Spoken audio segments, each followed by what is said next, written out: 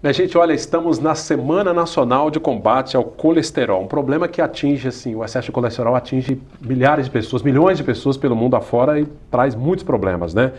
Quem está comigo mais uma vez é a doutora Rafaela Norbim Barcelos, é médica endocrinologista, e veio fazer um alerta para esse problema. Tudo bem, doutora? Tudo jóia, Cláudio. Doutora Rafaela, o colesterol, que assim, de certa forma, ele é importante para o organismo, né? O problema é o excesso, né? Exato, muito importante, inclusive para a formação das nossas células, a cobertura de nossas células. A gente depende do colesterol para a produção de hormônios, né? A gente aqui, eu como endocrinologista que estuda os hormônios, então o colesterol ele é essencial à vida, mas o excesso ele pode ser prejudicial e bastante, aumentando o risco de doenças como infarto, derrame, que são as doenças que mais matam no Brasil e no mundo, né? Então o excesso é um problema. Doutor, agora assim, como equilibrar esse... A senhora falou em excesso, né? Eu acho que a grande dificuldade é fazer essa conta, né? E equilibrar o tanto de alimento que a gente pode ingerir para manter esses níveis estáveis, né? Verdade. Tem coisas que a gente não consegue mudar, por exemplo, o fator hereditário.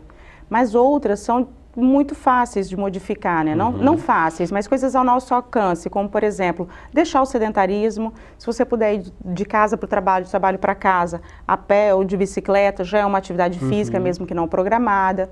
Segundo, né, a Organização Mundial de Saúde, uma atividade regular semanal de 150 minutos por semana. Lembrando que a nova recomendação que para pacientes com sobrepeso e obesidade deveria ser em torno de 300 minutos, né? Mas para deixar de ser sedentário bastam 150. Tentar evitar alimentos processados, industrializados, como sorvetes, biscoitos recheados, esses folhados. Não que isso seja proibido, mas que não faça parte da regra, mas da exceção. E quem consome ir diminuindo aos poucos, pelo menos, né? Exato. E não tentar, como a gente conversava ainda há pouco, né, fora do ar, com relação ao dia do lixo. Não dá para você passar uma semana no extremo do radicalismo, só comendo alface e rúcula. Aquela dieta ali severa. severa. E chega no fim de semana, você faz um balanço aí super positivo de 6.000 calorias. Aí não então, tem como. não funciona. Pois é, a senhora citou aí as doenças e são muitas, porque isso é um fator assim, cumulativo, é dia após dia e pode culminar com coisas muito graves, né? Exato. Vamos pensar que os nossos vasos, por dentro, eles são bem fininhos. Vamos pensar em tubos de PVC, né? Os canos que a gente tem na nossa casa, na medida que você não lava direito, que você vai jogando sujeira ali dentro, ele vai entupindo.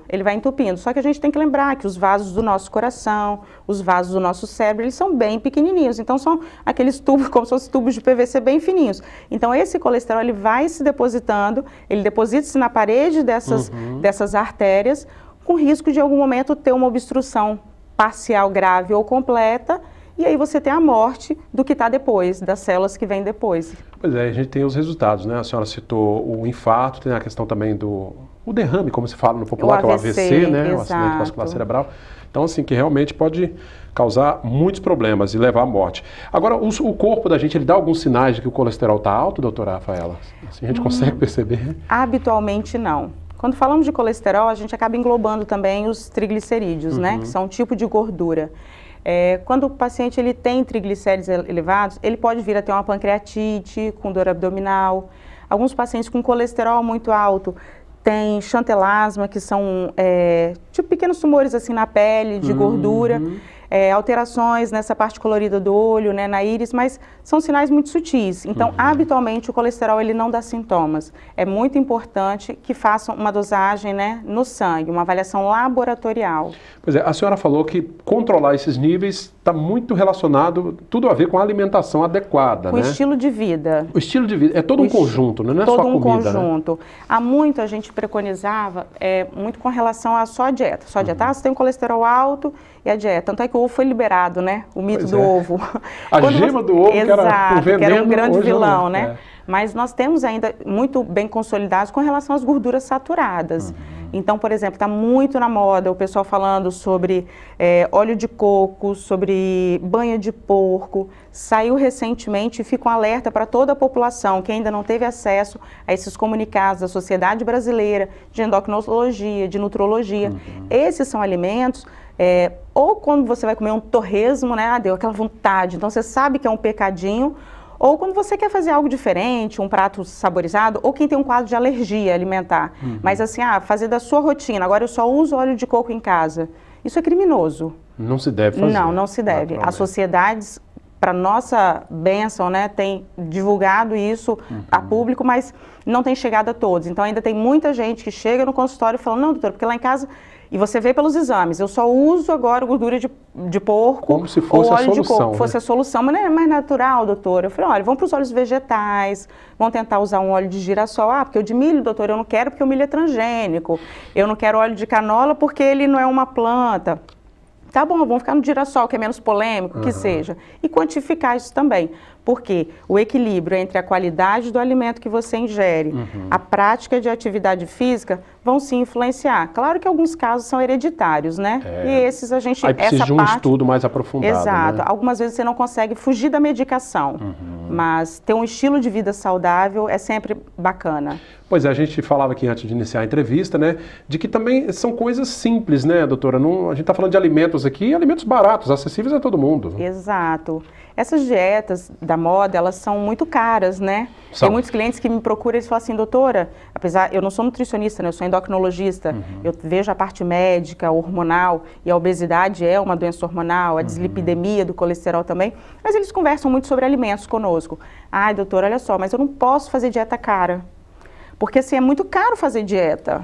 Eu falo, olha só, mas pão, arroz, feijão, carne, legume e fruta, não faz parte. Fruta da estação, fruta é caro, claro, né? Legumes é da estação, você pega aquele que está com uma alta produção, então você tem uma queda de preço. Então assim, o equilíbrio que é o melhor caminho. Porque as dietas muito restritivas, muito da moda, uma dieta muito rica em proteína, ela acaba vindo com muita gordura. Se isso for permanente, isso traz mais malefícios do que benefícios. Pois é, e às vezes pessoas pegando emprestado, né, a dieta de outra, muito dizendo, comum. vou cortar o carboidrato à noite, por exemplo, está muito na moda isso, né? Muito, muito. Traz um perigo grande, né? Precisa ser avaliado, assim, caso a caso, caso né? a caso. Há casos em que nós temos benefício com algumas restrições, elas são necessárias, muito importantes, e outros casos não, a gente tem malefícios. Não então, pode ser assim. Conversar, né, não é genérico. A gente precisa conversar, por isso a gente estuda tanto, né? Avaliar cada caso um caso. Exato. Ô, doutora Rafaela, agora, com relação a gente vê muitas crianças também tendo problema com obesidade nos dias de hoje, né? Sim. Com a tecnologia, parece que estão mais paradas. Exatamente isso. É um outro problema também, né? Um outro problema. Porque o colesterol elevado, ele caminha muitas vezes com outras doenças, como a hipertensão, como você mencionou agora com relação à obesidade, a puberdade precoce. Diversas doenças estão associadas ao colesterol alto. E claro que a pessoa com obesidade, ela tem maior probabilidade de ter o colesterol alto, mas não é exclusivo. Por exemplo, o peso, ele vai do ganho e do gasto. Então, aquela criança que ela é muito dinâmica, ela gasta muita energia, mas é uma criança que ela não gosta de comer. Então, quando ela vai comer, ela come só o biscoito recheado, pequena quantidade, mas é só o biscoito recheado e o sorvete. Então, essa criança ela vai ser magra, porque ela come pouco, certo? Então, o gasto dela é maior do que o ganho, mas só de alimentos ultraprocessados, muito ricos em gorduras não saudáveis, gorduras trans, gorduras saturadas. Então, vai ser uma criança magra, com colesterol muito alto. Se fizer os exames, medir as taxas, aí vai ter problema. Com certeza, cada dia é mais comum, Cláudio. E crianças hoje que muitas vezes estão ficando obesas porque gastam menos, né, energia. Então passam muitas horas na frente do celular, da televisão, do videogame. E a recomendação da Sociedade Brasileira e Americana de Pediatria é que essas tecnologias, incluindo a televisão, não passem de 2 horas para a prevenção da obesidade, que está muito associada a alterações do colesterol. Olha aí, né, gente? Tem que tomar todo cuidado, né? Porque aí desencadeia uma série de doenças e parece que quando aparece uma, vem tudo de uma vez, né? E muitas vezes vem aí a obesidade, o colesterol, o diabetes na criança ou o pré-diabetes. Alterações que crianças obesas, crianças adoecidas, têm grande tendência a serem adultos doentes também.